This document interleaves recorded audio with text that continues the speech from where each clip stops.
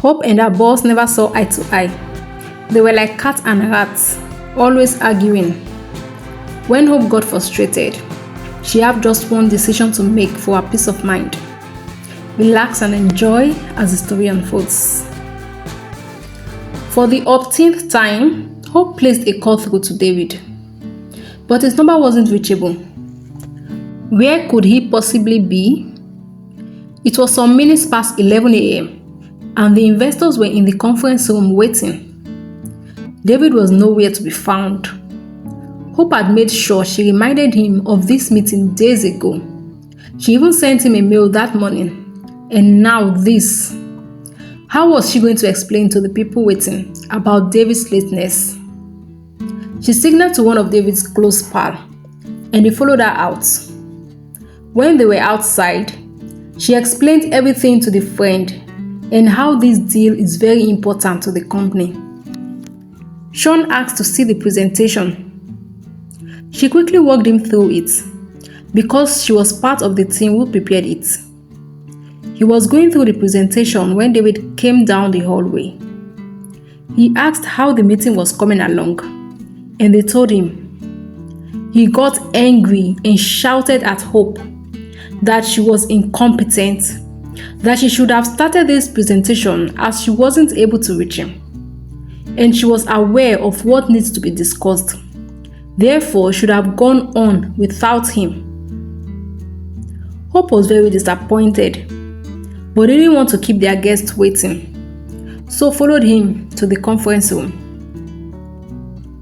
Fortunately, the presentation was a success, and their guests promised to review everything discussed and get back to them. Trust David and his ways. He could sell water to the river if need be. He was really good at his job. After the meeting, David scolded Hope in his office.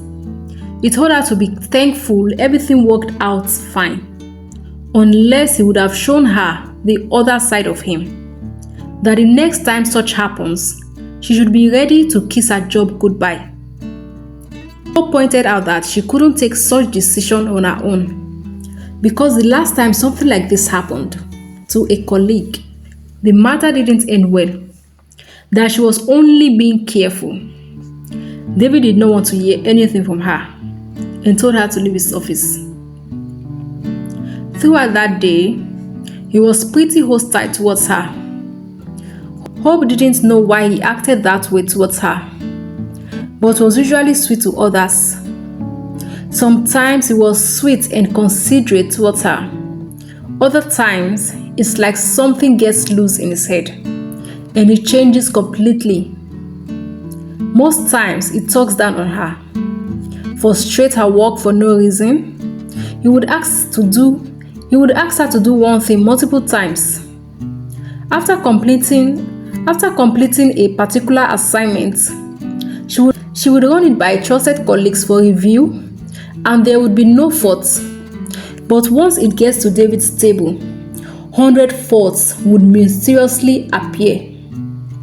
She would have to redo this assignment till he was satisfied. Sometimes she doesn't know what to make of this. She wanted to ask for a transfer, but she doesn't want her mom to be alone in the city. So she's been managing for some months now. Her former boss wasn't like this before he retired, and the workplace had been a good place for all staff. But David, who was barely up to a year, was always grumpy and hard to please. Anyone who goes home before him receives a query the next day.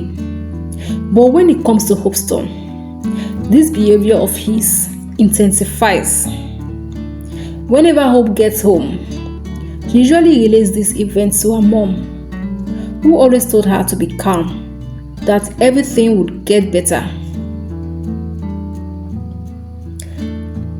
She advised her to take a break once things get intensified, or she can start applying to other organizations if she feels she can't cope anymore. Her friend was in support, but added that the boss might also be hiding under a facade. that her spirit is telling her there is more to his behavior. She dismissed this notion because this friend of hers sometimes talks out of points. 2 days later, they were informed that the investors would be going on with the deal. They were invited to come with their lawyers and sign some contracts. Once the deal was concluded, the office celebrated the win. All hands was on deck to see that the project was successful. At the forefront of this project was Hope. She usually accompanied David to most of these meetings, and sometimes when he was out of town, she would end up representing him. Imagine if she was incompetent. Would such tasks be handed to her? Unknown to David, Hope and one of the investors were becoming close. After meetings, he usually invited her out for lunch. Sometimes she declines, but the man was very persistent. On this day, as usual, he invited her in the presence of David. While they were about leaving, Hope felt like the floor should open. When Hope didn't answer, the man asked David's permission to borrow Hope for some time, that he needed her attention for an urgent matter. David obliged him, but with the promise that they won't be long. Charles promised to bring her back to the office himself. At lunch, Hope couldn't concentrate. She asked Charles why he had to ask her out in the presence of her boss. She reminded him of their shaking relationship and how this action of his might land her in trouble. Charles waived her concerns and told her to enjoy herself, that if anything happens, he's here for her. He assured her that David won't do anything. Do you know I'm your boss's boss? So just calm down, he said as he signaled a waiter over. After the lunch, he dropped her off and asked her to inform him if anything comes up. David was at the reception as she made it in and replied her greeting with, "Finally, we can get back to why we are here. Eh, Hope? Hope the urgent matter was resolved," he said sarcastically. "Yes, sir," she replied. "All right then, meet me in my office and bring those files along. Hope you're energized, cause we'll be closing late today. I would advise to cancel anything urgent now, or you can reschedule if you can," he said as he left.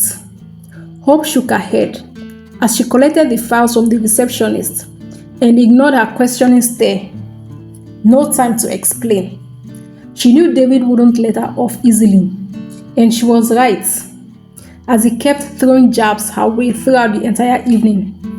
He was acting like a spoiled brat that Hope wanted to scream at him to act his age. Why or what was his concern with her personal life? She was informed that he was shocked and upset that she was going out with Mr. Charles. But why would he be upset? She queried the informant. He is not my father. He is not related to her. In fact, the last time she checked, he couldn't stand her guts. They never saw eye to eye. So she didn't understand where his concern is coming from. Throughout that week, the office wasn't conducive for Hope. She didn't tell Charles anything because she felt David would get over things and everything would go back to normal. Alas, she was mistaken. His complaints increased. Any work Hope brought in,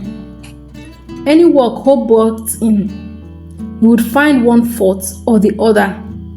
He increased her workload, even assigned tasks meant for junior colleagues to her. Hope got very disappointed and pointed this out to him, that she shouldn't be handling such tasks, but he wouldn't have it, and told her if she feels she's too big for a certain task, she might as well use the door. Let me know what you think of this story. If you were in Hope's shoes, what would you do? Have you ever been involved in workplace brouhaha? Who was involved in the situation and how did you handle it?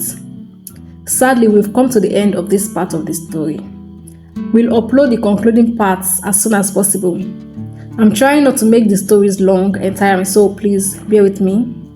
Kindly subscribe so you don't miss out. Please like and share to brighten someone's day. I'll be back with the next part. Thank you for watching. See you in the next one. Bye guys.